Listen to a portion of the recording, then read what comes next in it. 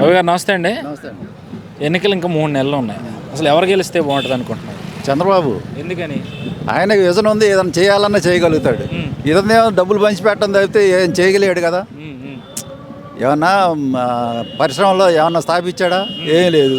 ఉద్యోగాలు ఏమైనా ఇచ్చాడా? ఏం లేదు. ఏం చేశాడు? డెవలప్మెంట్ ఏం చేశాడు? ఏం లేదు.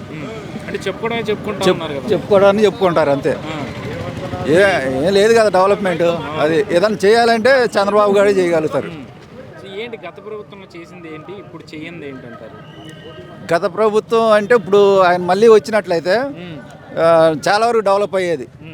ఇప్పుడు ఈయన జగన్ గారు రావడంతో ఈయన ఏదో వీళ్ళకి డబ్బులు పంచిపెట్టడం, ఇస్త్రీ వాళ్ళకి, బడ్డీల వాళ్ళకి, లేకపోతే ఆటోల వాళ్ళకి, ఇవన్నీ డబ్బులు అనవసరంగా వేస్ట్ చేయటమేగా. అదే ఉపయోగం లేని పనులు చేశారు.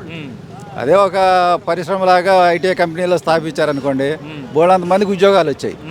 ఇవాళ ఎవరికి ఉద్యోగాలు లేకుండా బజార్ని బట్టి తిరుగుతున్నా చదువుకున్న పిల్లలందరూ కూడా ఎందుకు కాకుండా అయిపోయారు. ఇప్పుడు రా కథలు రాని ప్రోగ్రాం చేస్తూ ఉన్నారు. ఏంటి అసలు ఈ ప్రోగ్రామే మీ అభిప్రాయం ఏంటి? జనాల పరిస్థితి ఏంటి? వస్తున్నారా స్వచ్ఛందంగానే? స్వచ్ఛందంగానే వస్తున్నారు. బాగా రెవల్యూషన్ బాగా వచ్చింది. జనంలో మార్పు బాగా వచ్చింది. మార్పు కోరుకుంటున్నారు. సో అలాగే ఒక్కొక్క రంగం లెక్క వేసుకుంటే రైతాంగాన్ని మరీ దెబ్బ కొట్టేశాడు. అసలు ఏం ఉపయోగం లేదు. రైతులకి ఏం చేయలేదు.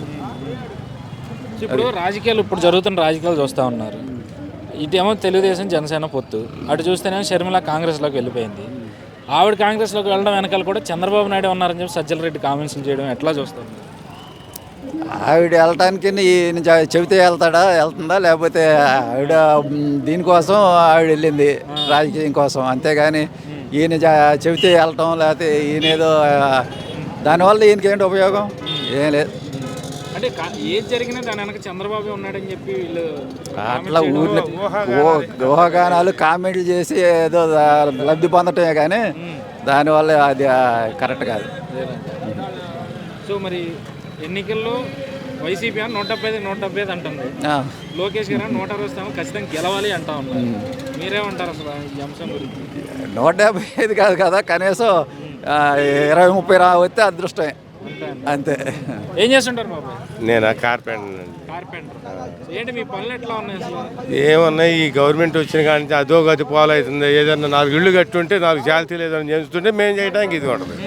ఆ ఇటుక తీసేవాళ్ళు ఏడుస్తున్నారు, మా చేతి పని వాళ్ళు ఏడుచుకుంటూ కూర్చోవటమే. ఏమీ లేదు. ముందు ఇసుక ఆపేశారు, తర్వాత కరోనా వచ్చింది, తర్వాత రేట్లు పెరగడం వల్ల ఇబ్బంది పడతా ఉన్న పరిస్థితి. మరి ఇప్పుడైనా ఫ్రీగా వదులుతున్నారు? కరెంటు బిల్లు ఏంటండి ఎంత ద్వారం, 6 నెలలకి 3 నెలలకి, ఇప్పుడు 9 సార్లు పెంచిండు. ఏ గవర్నమెంట్లో ఉందా పెంచడం, ఒకసారి పెంచడం ఇదే అవుతుంది. అది నేనున్న తెచ్చుకుంటే తింటాం లేదు. కరెంటు బిల్లు 700-800 కాడి నుంచి వస్తుందండి. చంద్రబాబు గారి టైంలో 2 నెలలకు ఒకసారి కట్టేవాళ్ళం, ఆ 400-300. ఇప్పుడు ఆ నెలకి కట్టించుకోవడం 700 కట్టడం. అతి సామాన్యుడు ఇక లెక్కేసుకొని మీరు చెప్పండి, 9 సార్లు పెంచిండి. ఇప్పటికి 1500 రూపాయలు వస్తుంది ఒక్కొక్క ఇంటికి కరెంటు బిల్లు. మా దగ్గర బతికే పనైనా, కరెంటు పెట్టుకొని పెట్టే పనైనా. ఏం గవర్నమెంట్ అండి? చేతి పని వాళ్ళకి ఉపయోగం కూడా లేదండి, ఏమీ లేదు. రైతాంగానికి నాకు 1 ఎకరం పొలం ఉంది.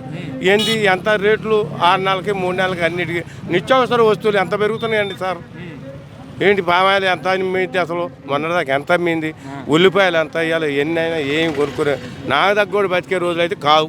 ఈ గవర్నమెంట్ ఉంటే మళ్ళీ వస్తే మటుకు మా దగ్గర కూడా దావటమే. ఏంటి అది చెప్పుకోవడం, నేను చెప్పుకుంటా. నాకు 60 మంది కొడుకులు ఉన్నారు, పెట్టేవాడు ఉండొద్దు, ఇది అంతే.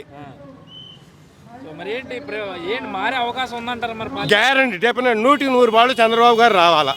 అది ఎందుకు చంద్రబాబు గారు? ఆయన అన్ని అవకాశాలు మనిషి అండి. ఆయన రైతు వ్యవహారంగా ఉండో, ఆయనకి చిన్న పెద్ద అంటే ఏంటి, లేనోడు ఏంటి, ఉన్నోడు ఏంటి, వాళ్ళ చేతి పని వాడు అంటే వాళ్ళకి లోన్లు కూడా ఇచ్చిండు. ఈయన ఇచ్చిండా? పరికరాలు కొన్ని కోట్ల రూపాయలు మూలబట్టి ఉన్నాయి గోడౌన్లో. చంద్రబాబు గారు ఇయ్యంగా ఉన్నాయి, తుక్కుబట్టిపోతున్నాయి. మొన్న మధ్యన పేపర్ మీరు చూసే ఉంటారు. మరి ఏంటంటే గవర్నమెంట్ ఆయన స్వార్థం మనిచే తప్ప ఏమీ లేదు. ఆయన అనుమానాలు ఉన్నోళ్ళు ఇవాళ ఉంటున్నారా? ఆయన అనుమానాలు ఉన్నోళ్ళు ఉంటున్నారా? ఇంకా మరి వస్తే 2 టర్మ్స్లో ఆయన ఇంకా ఎక్కువ డెవలప్ కావాలి కానీ ఉన్నోళ్ళు వెనక్కి పీకుతున్నారంటే నా దగ్గర పరిస్థితి ఏంటి? నా దగ్గర కూడా పరిస్థితి ఏంటంటే చెప్పాలంటే ఆయన మీద పేషాన్ని కాదు, లోకల్లో ఉన్న నాయకులు పాత్రలో ఉంటాయి. ఇవన్నీ అనేది కాదు, నేను ఎందుకంటే అతి సామాన్యుడిని, ఏ బాబు మళ్ళీ తిరగలేను. ఇక్కడ ఈ లోకల్లో అందరూ గోడ చెవులు ఉంటాయి, నేను అన్న ఏదైనా పట్టించుకోవచ్చు, మా ఊళ్ళో నాకు ఇబ్బందులు జరగచ్చు, అది కూడా నేను చెబుతున్నా. అందుకని ఉన్నట్టు చెప్పినప్పుడు ఊరికి మంచిది కాదు. అది ఇక్కడ ఎమ్మెల్యే పరిస్థితి ఏంటి? ఏడా ఏ ఎమ్మెల్యే ఇక్కడ ఎవరైతే గెలిచారో ఆ ఎమ్మెల్యే పనితీరు ఎట్లా ఉంటుంది? పనితీరా ఎక్కడ వేసిన కొంగడ అక్కడే, పాము తాగుతో కర్ర ఎరగదు. ఎవరైనా రక్షణనిధి గారే, ఆయన ఎంపటి నేను తిరిగినోడే మొన్నటిదాకా. ఎందుకు చెప్పుకోవడం, చూసుకొని మరో చెప్పుకొని ఆడవా, అంత మీద ఏమీ లేదు. మరి టీడీపీ క్యాండిడేట్ ఇన్ఛార్జ్ ఎవరు ఇక్కడ? ఏ గ్యారెంటీ వేసినా గెలుస్తున్నాండి గ్యారెంటీ వేస్తా. ఎట్లా ఉంది అసలు మీ డ్రైవర్ల పరిస్థితి? మా డ్రైవర్ల పరిస్థితి కూడా అట్టే ఉంది. 500 వచ్చే కరెంటు బిల్లు ఇప్పుడు 1500, 1000 రూపాయలు వస్తుంది. అది ఎందుకని మరి మేము దాని మీదే మా తోలి బతకాలంటే ఇక మాకు ఆ డబ్బులు కూడా సాగలేక. అది వాడకం ఏమైనా పెరిగిందా కరెంటు? కరెంటు వాడకం పెరిగిందండి, బాగా పెరిగింది. పెరిగిందా? ఇదివరకు 500, 400 వచ్చేది, ఇప్పుడు 1500, 1000 రూపాయలు వస్తుంది. అది ఇంట్లో ఇప్పుడు 1500 వచ్చేంత 1500 వచ్చేది ఏం లేదండి, మామూలుగా అది 500 ఉన్నప్పుడు ఉన్నాయి. ఆ వస్తువులే, మా కొత్త వస్తువులు ఏం లేవు, అయ్యే వస్తువులు.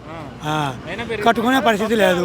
వాళ్ళు ఇచ్చే జీతాలు మాకు రావట్లా, పై ఎత్తున ఏమి రావట్లా, మాకు ఎకరాలు లేవు, ఏం లేవు, దాని మీద జీవితం బతికిటమే.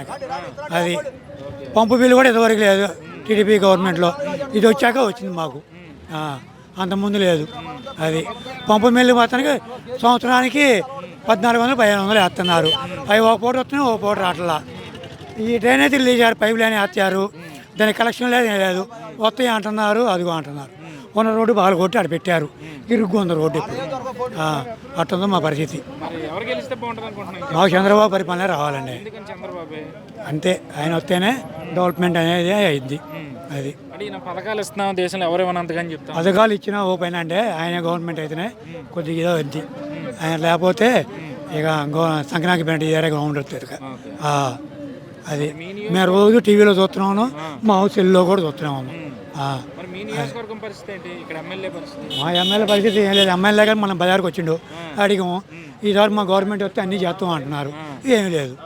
అది 10 ఏళ్ళ నుంచి ఆయన ఏదైనా డెవలప్మెంట్ లేదని తేడా వచ్చింది. అసలు ఎక్కడ కూడా కనపట్టలేదు ఆయన ఈ 4 రోజులు పెట్టి.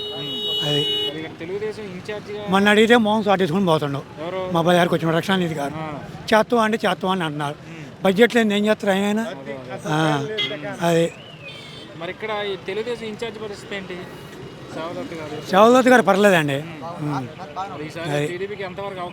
గ్యారెంటీకి టీడీపీ ఈసారి ఎవరికి ఇచ్చినా కూడా గ్యారెంటీకి వచ్చేస్తుంది, దాంట్లో తేడా లేదు.